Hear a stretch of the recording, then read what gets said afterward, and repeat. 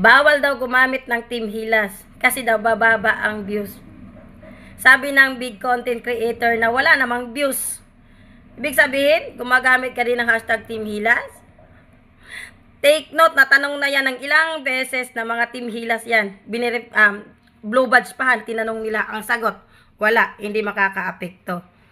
Bakit hindi mo na lang sabihin na ayaw mong mas dumami sila? Kasi, takot na takot ka, maungusan ka, very good ka din, ano?